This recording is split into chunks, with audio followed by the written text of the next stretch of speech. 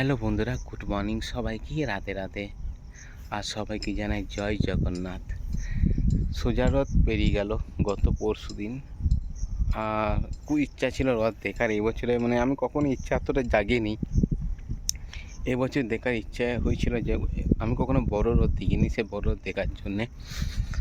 তো যাওয়া হলো না, কারণ বাড়িতে কাজ হচ্ছে এখন, টাকা পয়সার একটু ব্যাপার রয়েছে। তো সে কারণে যাওয়া হলো না, কোথাও রথ দেখতে যাওয়া হলো না।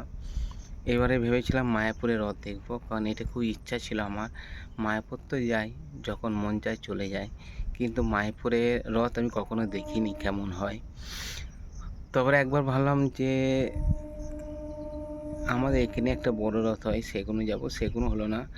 একবার ভাবলাম যে আমাদের এখানে শ্যামারূপা মন্দির যাব মায়ের দর্শন করতে, কিন্তু সেখানেও যা হলো না। মানে একদম সব দিক থেকে ভগবান আমাকে অবহেলা করে দিল। যাই হোক, তারই কৃপা, তারই লীলায় চলছি।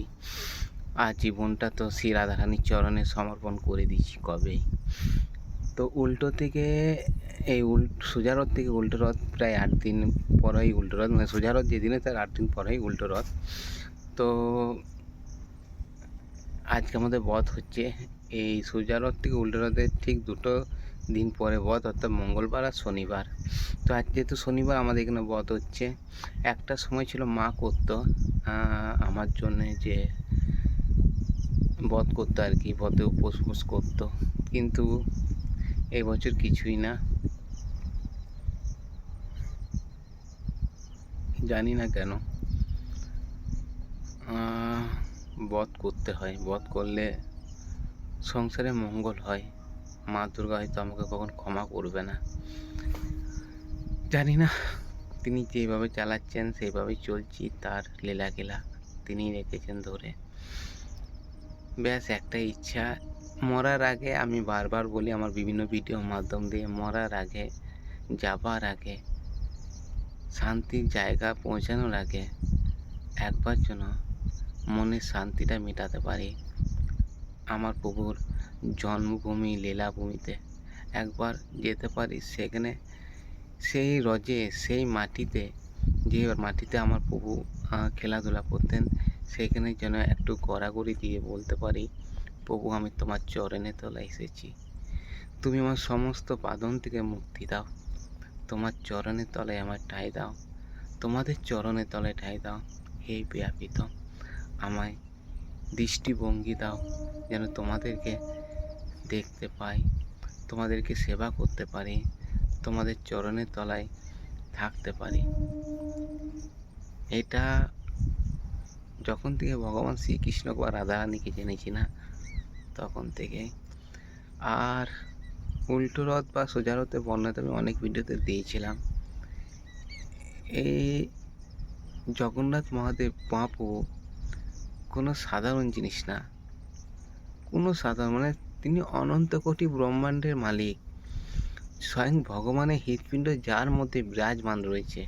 ভাবা যায়?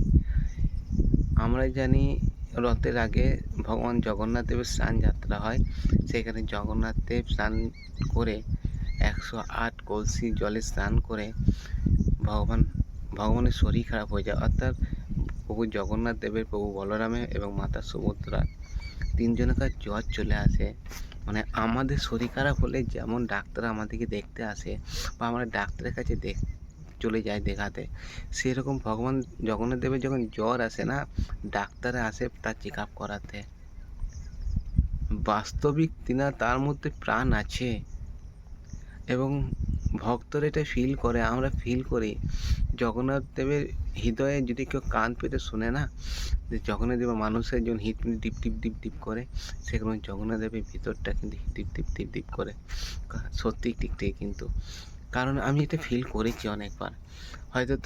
হয়তো অনেকে বলবে যে তুমি কি জগন্নাথ দেবের বুক জড়িয়ে ধরেছ? না, আমার এটা মনে হয় যে হ্যাঁ, প্রভু জগন্নাথ দেব হৃদয় দীপ দীপ দীপ দীপ করে। আর সবচেয়ে বড় কথা হচ্ছে, আমরা ভক্তরা যাই ভগবান জগন্নাথ দেবের দর্শন করতে জগন্নাথ দেবের কাছে, এবং তার মন্দিরে, গুপ্ত মন্দিরে, যেখানে কোনো লাইটের ব্যবস্থা নেই, শুধু 3টে প্রদীপ জ্বলে। আর আজকে এই রথযাত্রায় না ভগবান আসে নিজের থেকে নৃত্য করতে করতে, আহ, ভক্তদের সাথে দেখা করতে, ভক্তদের সাথে মিলিত হতে, ভক্তদের সাথে নৃত্য করতে, ভক্তদের সাথে হাত ধরে পথ চলতে। এটা ভাবা যায় যে একজন ভগবান, তিনি অনন্ত কোটি ব্রহ্মাণ্ডের মালিক, তিনি অনন্ত কোটি লীলাধারী। যুগের পর যুগ যখন ধর্মের গ্লানি এসছে, তিনি তখন আবির্ভাব হয়ে ধর্মকে রক্ষা করেছেন।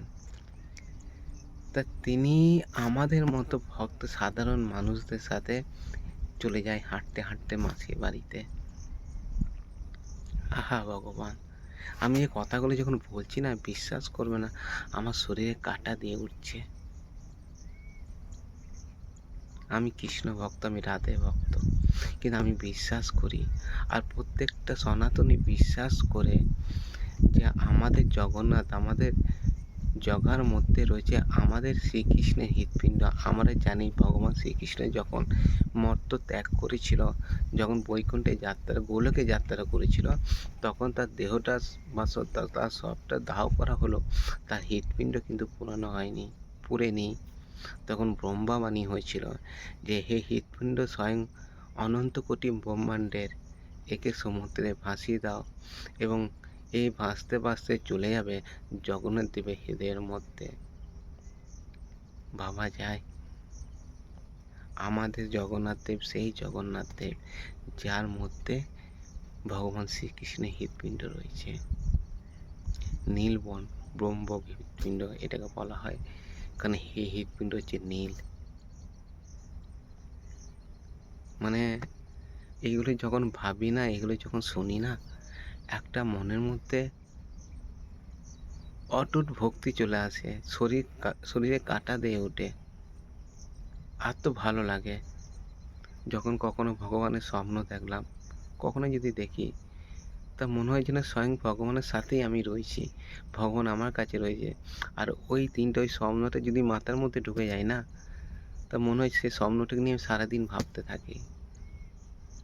অনেক দেবদেবীর স্বপ্ন দেখেছি, মা দুর্গা, মা কালী, আমার প্রাণ গোবিন্দ, আমার রাধা রানীর, মহাদেবের, বিভিন্ন দেবদেবী। আবার এমনও হয়েছে, কখনো হয়েছে মহাপ্রভুর জন্য মন ছটফট করেছে মায়াপুর বা নবদ্বীপ যাওয়ার জন্য। আজ ছটফট করেছে, কালকে কি পরশু এমন হয়েছে চলে গেছি, যে মহাপ্রভু আমাকে ডাকছে, আমাকে যেতে হবে। এরকম ফিল হয়, জানি না কেন। এই জীবনটা শ্রীমতী রাধারানীর চরণে সমর্পণ করে দিয়েছি। হে রাধে, এই জীবনটা তোর, আর তুই যেভাবে চালাবি সেইভাবেই চলবে মা। তার ভক্তি, তার আরাধনায় যেন কখনো একটুকু কম না পড়ে, কখনো গ্লানি না হয়। ব্যাস এইটুকু কৃপা করা মা। মৃত্যুর সময় সারা দিন যেন একটাই নাম জপ করতে পারি, রাধা নাম। তো অনেকে বলবে যে রাধার নাম জপ করছো, অন্যান্য দেবদেবীর জপ কেন করো না? কেন রাধাকে খুঁজলে সবাইকে পাওয়া যায়। রাধার থেকে সৃষ্টি হচ্ছে সবারই, স্বয়ং যোগমায়া থেকে শুরু করে স্বয়ং ব্রহ্মাদেব যাকে মা বলে ডেকেছেন। সবচেয়ে বড় ব্যাপার কিন্তু এটাই, যে স্বয়ং ব্রহ্মাদেব, ত্রিদেবের এক দেব ব্রহ্মাদেব, যাকে মা বলে ডেকেছে। আর স্বয়ং ব্রহ্মাদেব কিন্তু 60,000 বছর তপস্যা করেছিল রাধারানীর চরণ মাথায় নেওয়ার জন্য। আর সেই ব্রহ্মাচল পর্বত আজও বিরাজমান রয়েছে, এবং সেই ব্রহ্মাচল পর্বতের উপরে রয়েছে রাধারানীর লাডলি মহল। আহা, আমার প্রভু এমনই, আমার প্রিয়া প্রীতম এমনই। তো এ হচ্ছে আমার জীবনে একটা ইচ্ছা, যে এই ইচ্ছাটা কবে হবে, যে যাবার আগে, মরার আগে, শান্তির জায়গায় পৌঁছানোর আগে মনের শান্তি এটাই, যে একবার ভগবান শ্রীকৃষ্ণের লীলাভূমির জন্মভূমি দর্শন করতে পারি, এবং সেই রথে একবার গড়াগড়ি দিতে পারি, যে রথে ভগবান শ্রীকৃষ্ণ শিশু অবস্থায় গড়াগড়ি দিয়েছিল। সেই লীলাভূমিতে যেন যেতে পারি, যেখানে ভগবান শ্রীকৃষ্ণ অনন্ত কোটি লীলা করেছিলেন। সেই বংশীবট, সেই নিধিবন, সেই কালীঘাট, সেই কেশি ঘাট, সেই বিশ্রাম ঘাট, সেই কুসুম সরোবর, রাধাকুণ্ড, শ্যামাকুণ্ড, গিরি গোবর্ধন, প্রেম সরোবর, রাধাবাগ, বারসানা, গোকুল, নন্দগাঁও, বৃন্দাবন, মথুরা। ব্যাস, এই জীবনটা একবারই পূর্ণ হয়ে যাবে, যেটা আমার ছোটোর থেকে ইচ্ছা আছে। জানি না কবে রাধারানী কৃপা করবে আর আমার সেই মনের শান্তিটা কবে মেটাবো। তারপর যদি মরেও যায় না, কোনো আক্ষেপ থাকবে না জীবনে, কোনো আক্ষেপ না। কেন মরলাম, কী কারণে মরলাম। যদি যাওয়ার আগে মরে যায়, মনের শান্তি যদি না মেটাতে পারি, তাহলে জীবনে মৃত্যুর পর এটা আক্ষেপ থেকে যাবে।